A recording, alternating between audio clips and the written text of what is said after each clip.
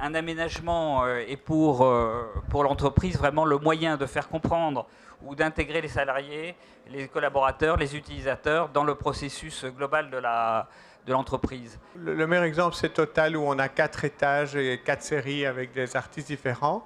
Et au départ, c'était un public très conservateur. On était plutôt dans des paysages assez classiques, assez figuratifs. Et puis, au fur et à mesure des expositions, ce qui s'est passé, c'est que le responsable a dit, mais dans le fond, comme on a 4 étages, pourquoi est-ce qu'on ne ferait pas 2 modernes et 2 classiques?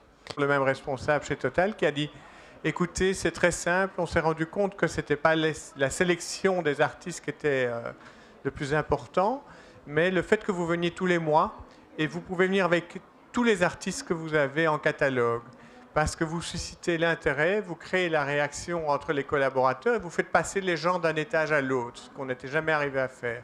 Donc petit à petit, une fois que le principe d'exposition en entreprise est acquis, on va déboucher sur quelque chose de neuf qui est la discussion autour de l'art au sein même de l'entreprise.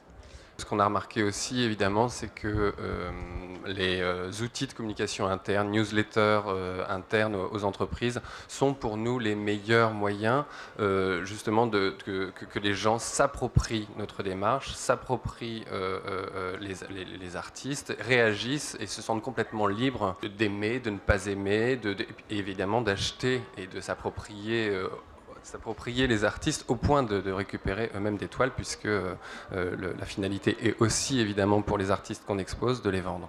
Un des autres sujets, c'est justement de savoir comment l'acheteur intervient justement et comment on est choisi, nous, étant donné la confusion de ce marché.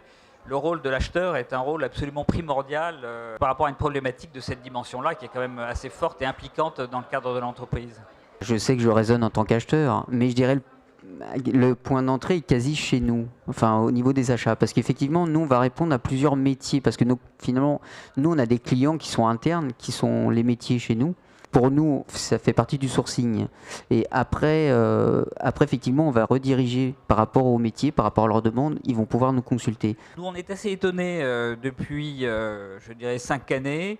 On est plus appelé par des acheteurs que par des clients au départ, et le rôle des acheteurs est devenu de plus en plus important et je dirais de plus en plus éclairé, et on est favorablement surpris par le fait que les acheteurs sont plus impliqués dans le processus de décision ou de recherche du projet d'une manière générale. Ils ne sont plus ceux que l'on voyait à la fin pour négocier. Je dois reconnaître qu'il y a une évolution vraiment très forte d'une nouvelle génération que je félicite parce que c'est intéressant.